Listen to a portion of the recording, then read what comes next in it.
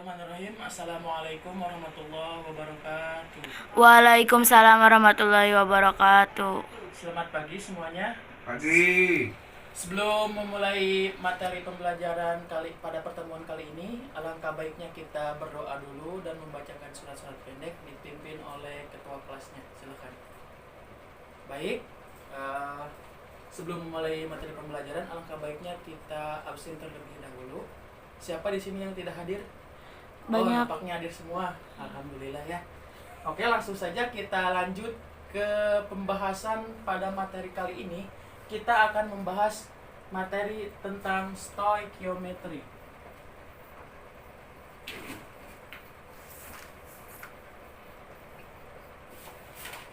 Nah, pada pertemuan sebelumnya kita telah membahas apa itu unsur, apa itu atom, siapa penemunya, beserta bilangan kuantum dan persamaan-persamaan reaksi. Nah, untuk kali ini kita akan membahas stoichiometry. Nah, stoichiometry itu apa?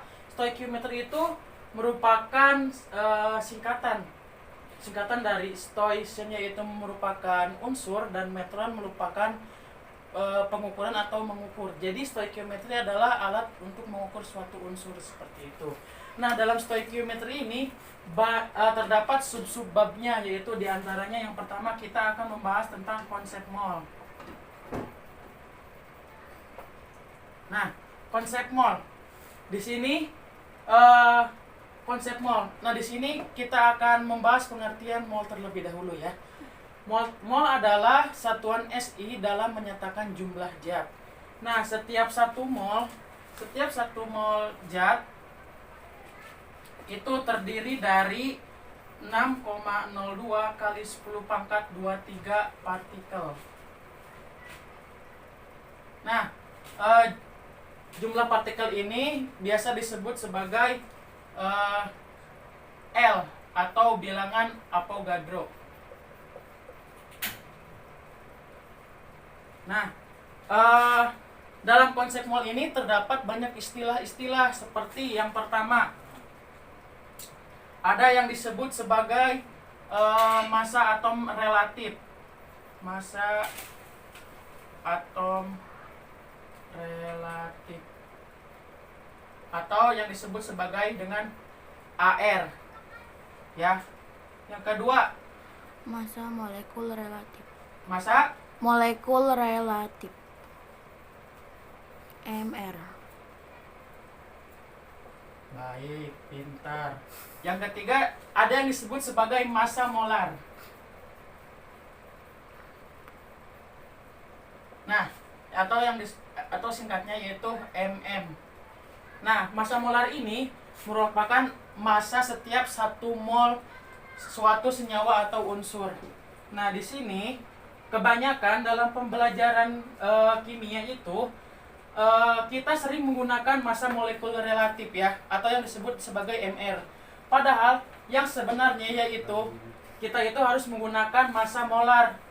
Karena apa? Karena massa molekul relatif ini tidak memiliki satuan, yaitu satuan mm itu gram per mol, sedangkan dalam massa molekul relatif itu tidak ada satuannya.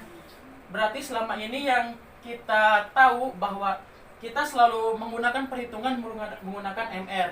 Tapi yang lebih tepatnya itu kita harus menggunakan massa molar atau disebutnya MM di sini. Nah, karena MM ini terdapat molnya.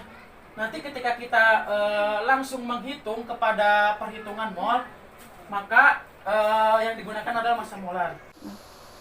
Nah, kenapa konsep mol itu sangat penting dalam ilmu kimia? Karena setiap cabang dari ilmu kimia itu perhitungannya semua itu bisa berdasarkan dari mol.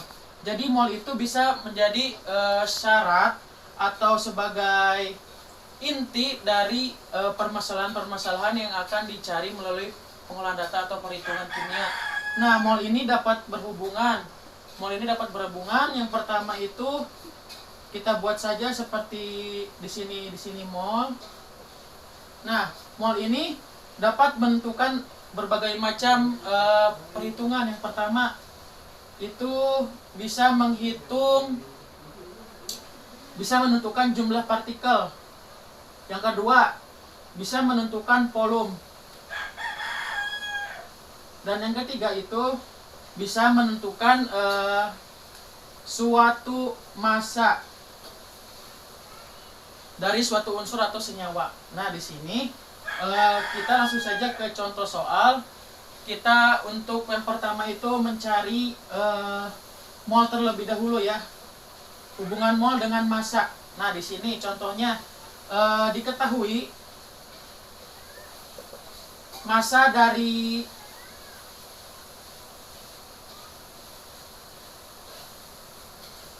H2O. H2O itu apa? Air.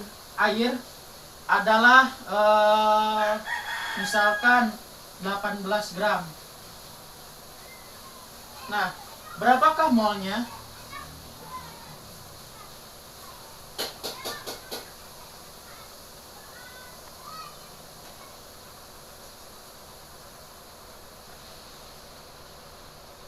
Nah, di sini diketahui AR-nya.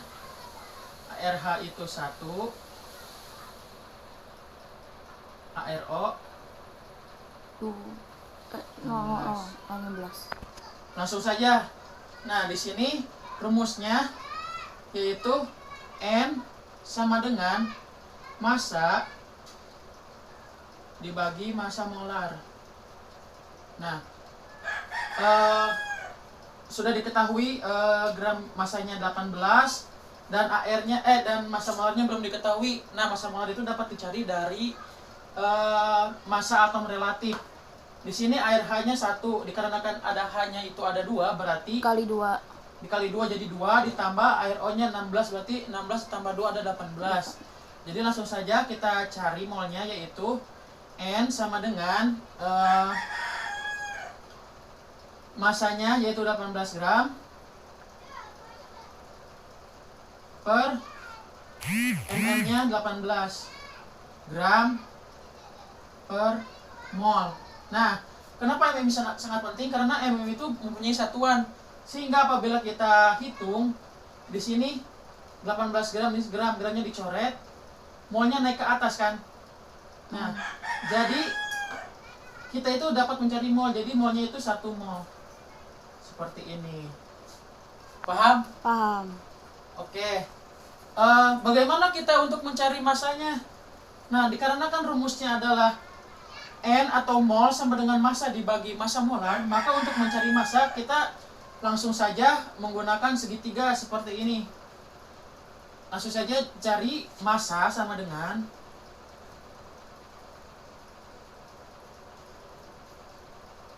mol dikali massa molar. Seperti itu. Dan bagaimana untuk mencari massa molarnya? Langsung saja.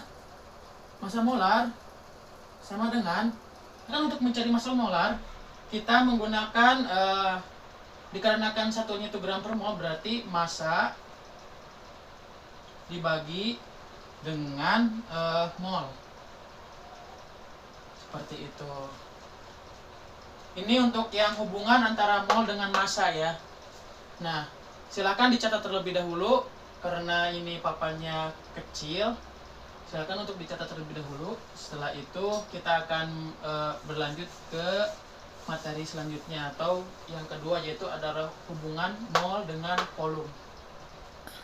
Baik, kita lanjutkan ke selanjutnya, yaitu ada hubungan mol dengan volume. Nah, volume ini bisa kita cari melalui persamaan gas ideal. Persamaan gas ideal itu yang mana, Pak? Yang ini, yaitu P, Pi, N, R, T. Nah,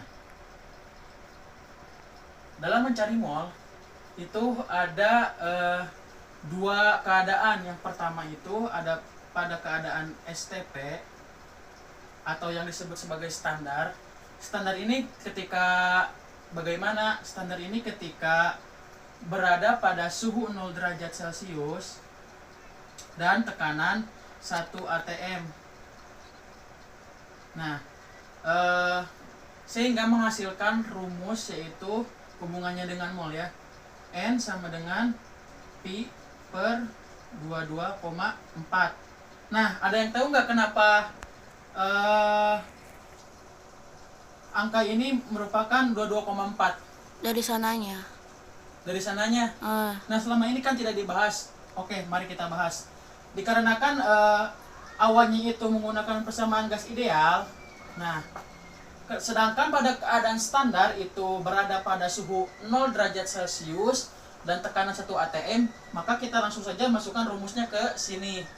Nah, oke, kita masukkan P, Pi, N, RT ya rumusnya. Nah, untuk P itu kan tekanannya 1 atm. Berarti masukkan 1 atm. Untuk volume kan dicari, berarti dikali Pi. Di sini N. Pada keadaan standar, berarti standar itu 0 derajat Celcius, 1 atm dan 1 mol. Berarti N-nya berapa? 1. Nah, R ini tetapan gas mulia. Tetapan gas mulia yaitu 0,08205 liter per mol Kelvin. Nah, untuk suhunya 0 derajat Celcius, tapi pada persamaan gas ideal kita menggunakan apa? Kelvin. Nah, dalam 0 derajat Celcius itu sama dengan 273 Kelvin. Berarti masukkan di sini dikali 273. Nah, kita hitung. 1 dikali Pi berarti Pi sama dengan 1 kali 0,08205 dikali 273 akan menghasilkan 23,399 di sini liter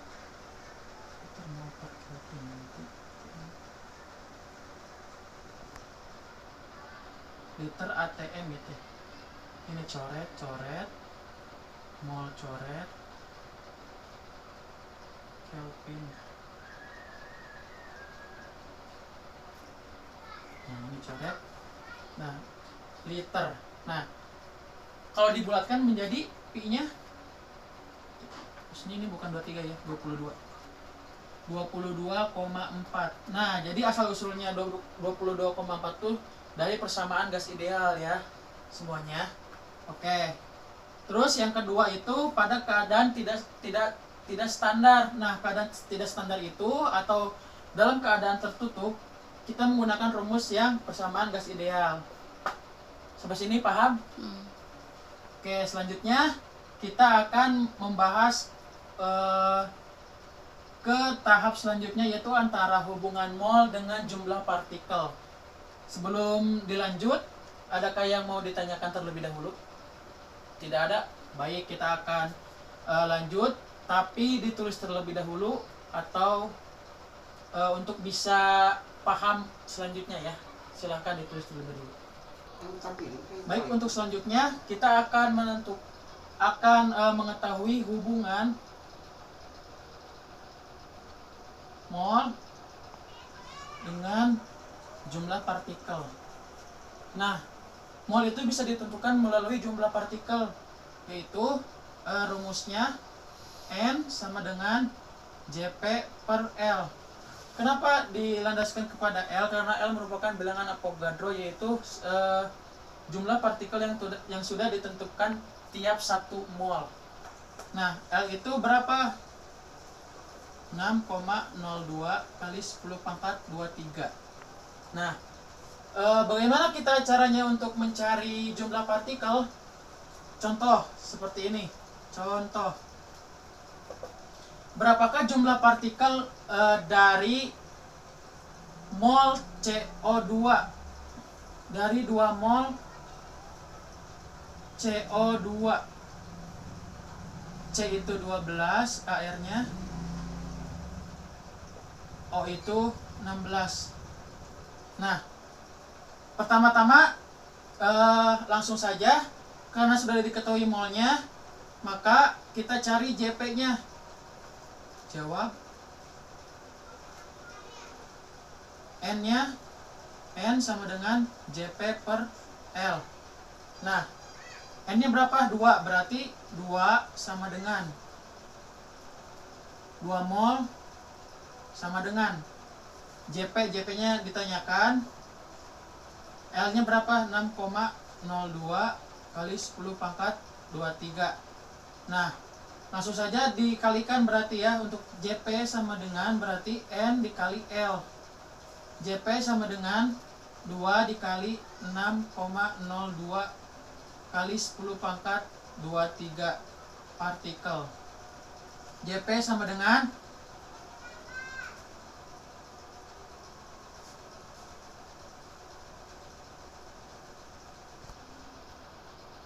0,4 kali 10 pangkat 23 partikel.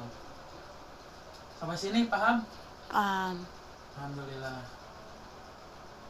Karena ketiga bahasan tadi itu sudah dipaparkan, di sini ada yang masih belum paham atau belum mengerti, silakan ditanyakan. Baik, tidak ada. Dikarenakan tidak ada, dalam pembelajaran kali ini kita simpulkan bahwa stoikiometri itu merupakan perhitungan ya. Nah, perhitungan ini didasarkan pada perhitungan mol.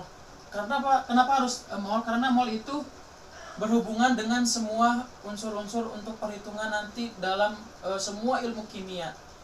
Jadi semua ilmu kimia itu perhitungannya itu didasarkan pada konsep mol. Apabila konsep mol ini kita dapat dikuasai dengan benar dan dengan teliti, maka ini akan mempermudah kita dalam pembelajaran kimia selanjutnya. Oke, untuk selanjutnya kita untuk selanjutnya kerjakan soal yang ada di LKS atau buku paket sebanyak 10 soal, dikumpulkan minggu depan. Sebelum diakhiri, apa kesan-kesan dalam pembelajaran kali ini? Silakan. Ya, cukup mengesankan dan cukup dipahami karena pemaparannya cukup jelas. Terima kasih. Baik, dikarenakan pertemuan pada kali ini telah selesai, untuk materi yang akan dibahas pada pertemuan selanjutnya yaitu masih tentang stoikiometri, yaitu kita akan membahas molaritas dan hukum-hukum dasar kimia. Baik, saya akhiri. Wassalamualaikum warahmatullahi wabarakatuh. Waalaikumsalam warahmatullahi wabarakatuh.